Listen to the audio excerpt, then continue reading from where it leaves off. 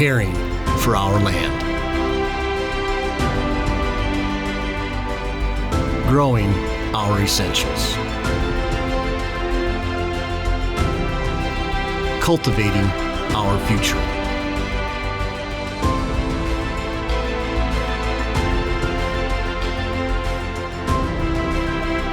Every producer leaves a legacy.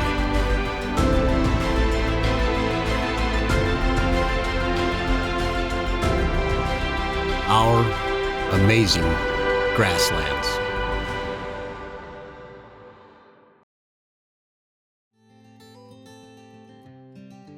Amy and I both grew up on ranches. We got married right out of high school.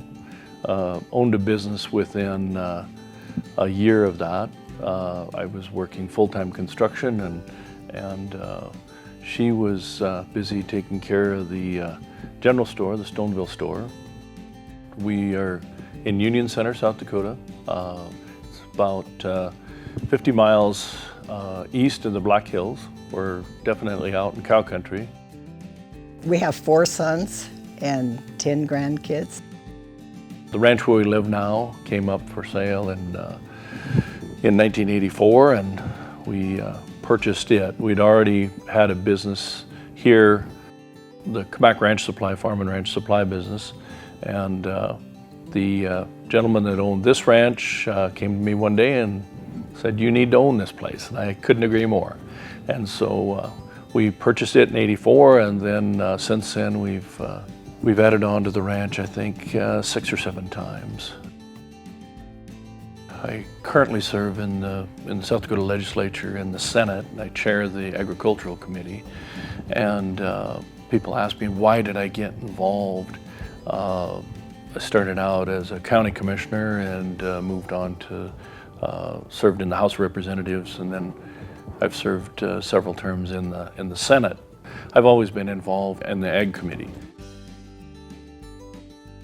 To have people that are producers and have a good understanding of the workings of agriculture, have a good understanding of conservation efforts, and that the cost share money that ranches get or farms get for their efforts, it's an effort that's going to benefit every single citizen of South Dakota, and it's going to benefit every citizen of the U.S. in one way or another eventually.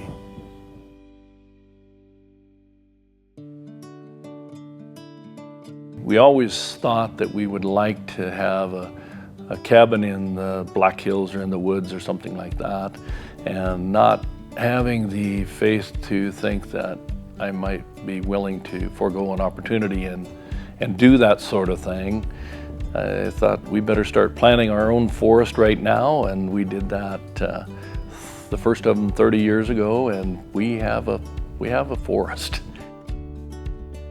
I grew up planting the trees. You know, the one place we call the forest, I planted that when I was in the 8th grade, helped put the drip irrigation to get those trees going well. And now I get to walk through them, and you know, you have 28, 30-foot towering pine trees. So it's been fun to see the transition, the benefit for the wildlife. And you know, it's just beautiful to see something green in the dead of winter when it's white and the wind's blowing across the prairie. We've planted 30,000 trees, and 100 years from now, the only thing that the evidence of Amy and I being here is going to be the kids in the trees and the wildlife, the guests. The guests would be deer and bobcats and coyotes and fox and skunks and coons and big mule deer and whitetail and antelope and the 100 different species of birds that most folks never see. The 2 biggest things we've done are adding the water systems to get water out into more remote parts of the range so we can get more even grazing and better utilization out of the range that we have, and also the rotational grazing systems, especially the one where we took 1,800 acres, chopped it into 13 different paddocks, and we do a once-through rotation. The bigger pastures will get 10 days, the small pastures will get 5 to 7 days, and we've been able to increase the carrying capacity on that particular piece of range by almost 100%. And we're growing more grass with a better diversity of range species than was there before. So that's been pretty awesome to see that transition. The plant population is greater than it was before. The cattle do better. You know, it's not hard to implement this system. The fencing is definitely an input cost, but moving cattle is a very simple process. We go out there, they're ready to move. We open the gates, come through, close the gates, get good harvest efficiency, and that plant species is grazed at a different time every year, so you're not grazing those early season grasses hard every year. That particular paddock will have about 400 days of rest every single year, and it'll only have cattle on it for 5 to 10 days. So that's been an interesting experiment, and it's going very, very well. Whenever we can, we take the bale processor and feed over the top of areas that are scarred by cattle trails or erosion, that sort of thing. And what we found is that it heals those areas. It cuts the healing time by 80 or 90%. Unbelievable. So it really does well that way. And the other thing we've done recently is we've just set a complete round bale in an area where we might have a monoculture of grass that isn't the most desirable. Prairie sandreed is a fine grass, but there's a lot of times of the year that the cattle won't eat it. So if we set a bale of that in the middle and change the nutrient profile of the soil, then all of a sudden you have some western and some things starting to come through that. So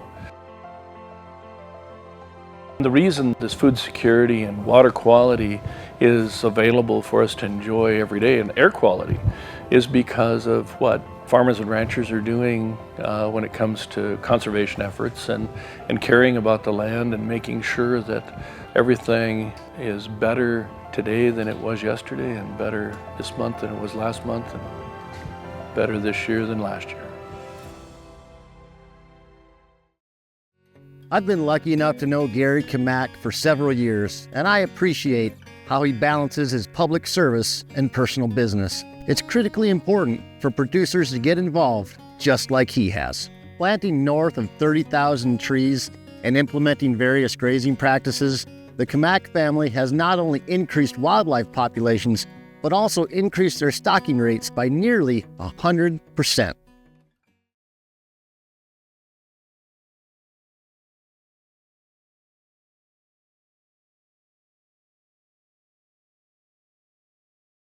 Rick Smith came back to the family farm when, unfortunately, his father passed away.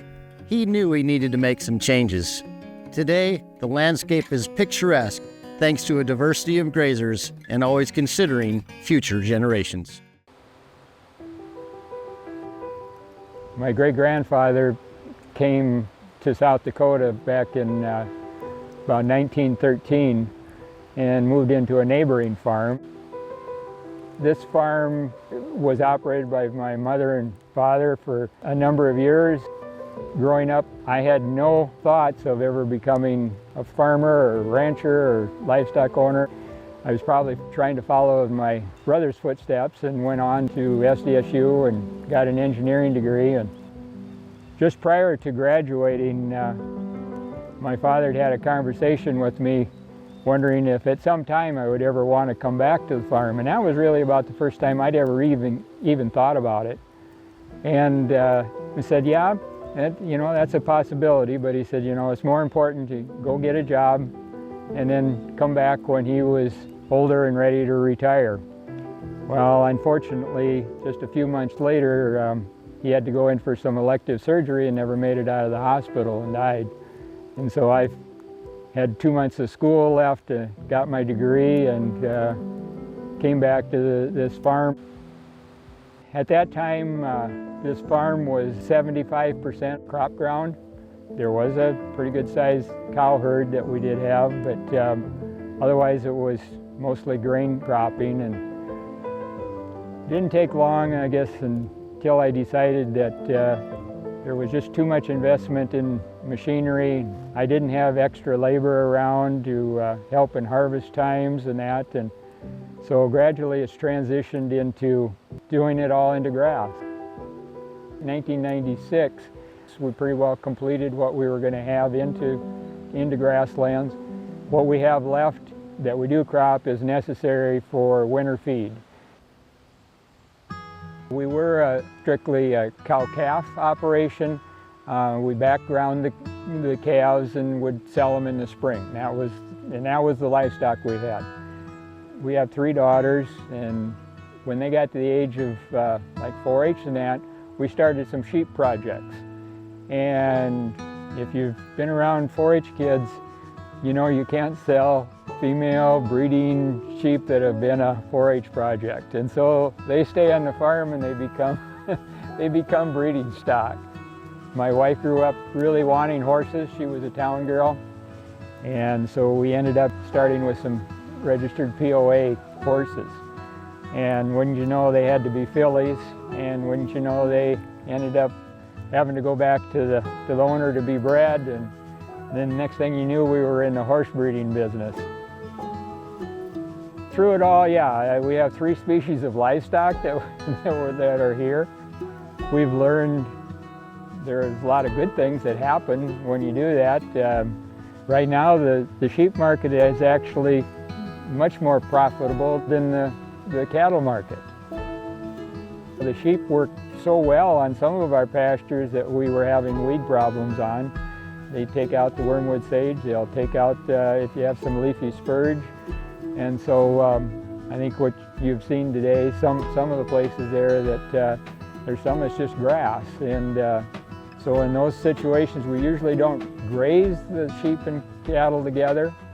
What we do is the sheep run all summer on it, and they're pretty much picking out all the broadleaves and leaving the grass alone. And so weeds or there's clovers up there, and like I say, the broadleaf weeds, they'll eat those and clean them up, and they're leaving the grass. So then in the wintertime when the cows come home, we will graze as long as we can up on those same pastures that the sheep were in all summer long.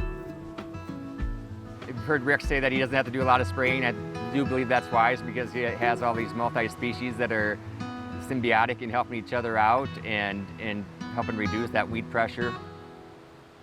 I'm very fortunate that this farm still had over 100 acres anyway of native prairie that had never been plowed. When I grew up, I never remember grass being any taller than the top of your boot to go walk across it.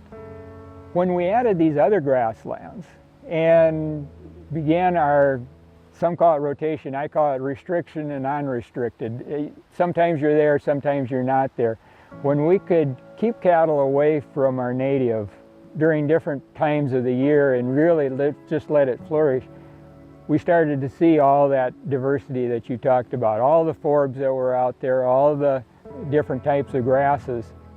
It's just because that we have these other cool season pastures and that we're allowed to do that. The first thing I think you recognize when you walk on this farm is the diversity in plant life out on his pastures, both his native and non-native pastures. Visual from the road, but when you start walking out there, you see all different kinds of plants and forbs, mostly native, that you just don't see in a lot of places. So I think that's the first thing you notice. Rick does an excellent job with his grazing management and in helping to create that diversity and maintain that diversity also. I saw an old photo. It was an aerial photograph, probably back in about the 1940s, of several sections around here. I don't know what time of the year, it must have been like a fall or something. And it's all black because everything is plowed, except for every hilltop shows up white. Meaning by 1940, it had already lost the topsoil, that some of it had probably only been farmed for maybe 20 years or 30 at the most. And I saw that and I thought, is that a legacy to leave future generations, is that we're gonna erode all this land. And so I do think about that.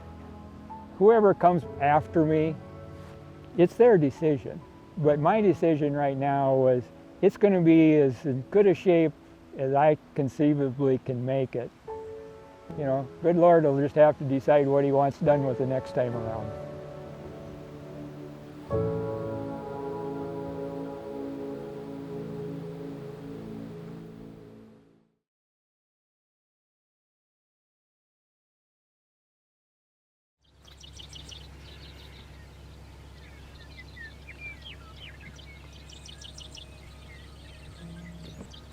My great-grandpa homesteaded in Sioux County, North Dakota, north of Thunderhawk. And my other great-grandpa put together a ranch that my mom and dad still ranch on and that I grew up on. I chased Mickey for 6 years before we were married in 2001. I was working for a bison ranch, a man from Ohio. We ran buffalo for him until 2002 when he sold out, and that's when he gave us an opportunity to buy the ranch. My wife was teaching school 30 miles away, and in 2008 we had an opportunity to sell that ranch and lease it back on a long-term lease, and that's when we bought the place that we live on now. And we run the ranches as their own separate ranches because they have their own separate challenges and problems with the grass that's growing there, the soil that's there, or the water that's there, or the lack of water that's there. We started building cross fences, and I started attending grassland schools, tried to go to one a year, and felt like I really enjoyed and I got really excited about improving the range. When we got married and I was teaching, I wasn't really involved with a lot of the practices on the ranch, and it took me a while to learn exactly what was going on as far as rotations and grazing, because I didn't grow up this way. But when I stopped teaching, I was able to start attending some of the classes that Justin went. I realized there is so much more into ranching than most people see from the outside.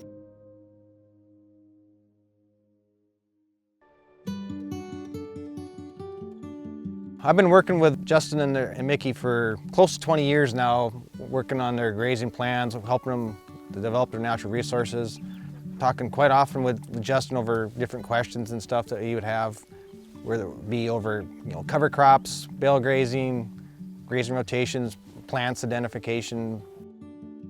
There's been a huge improvement in plant communities that are here. Like Justin had said, there's two different ranches.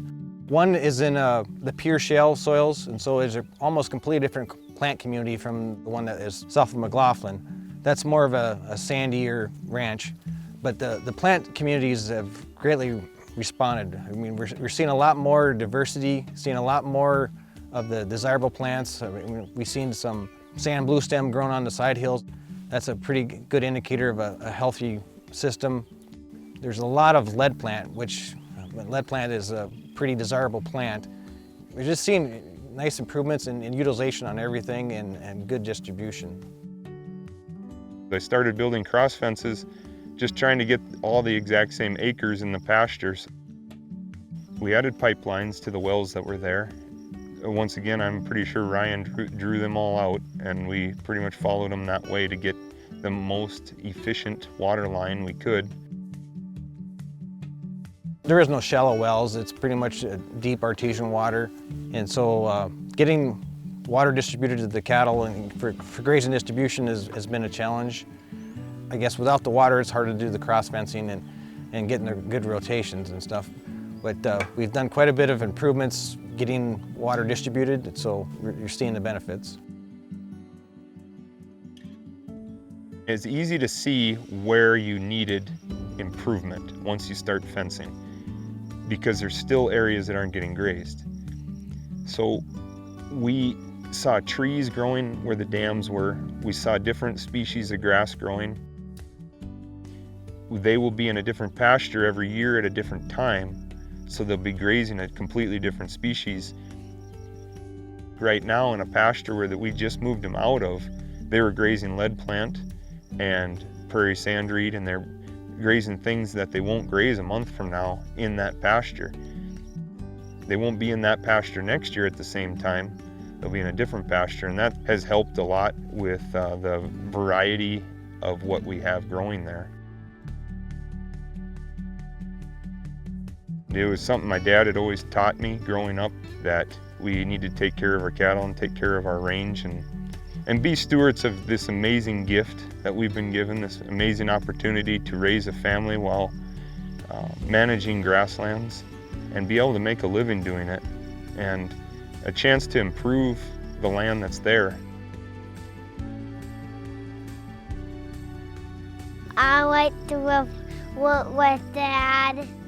I like to ride horses, and I love the cows. I like haying, riding horse, and calving and branding. Probably a day branding with my family, and then we go and jump in the dam when it's really hot out. My best day on the ranch would be a branding with all of our family and friends, and eating lots of good food and dessert, and probably also jumping in the Grand River afterwards and riding a lot of horse. We don't know yet, but if the girls or the boys would like to continue our legacy and continue ranching, we want to take the best care of the land that we can and teach them how to do it as well. Coy has a huge passion for ranching and farming, and Riley talks about hunting and maybe building a hunting lodge someday, and just there's so many things that they could be involved in. They learn every day here things that would help them in the future as far as work and ethics and taking care of the land. Not many jobs do we have that we can do with our family and where they see a benefit of their work and a teamwork to bring it together. I am so thankful for that opportunity. Seeing these kids talk about their best day on a ranch and working together like the Thompsons do is truly inspiring. Justin and Mickey have been able to carve out a living doing what they love. And as Mickey says, there's so much more to ranching than most people ever see.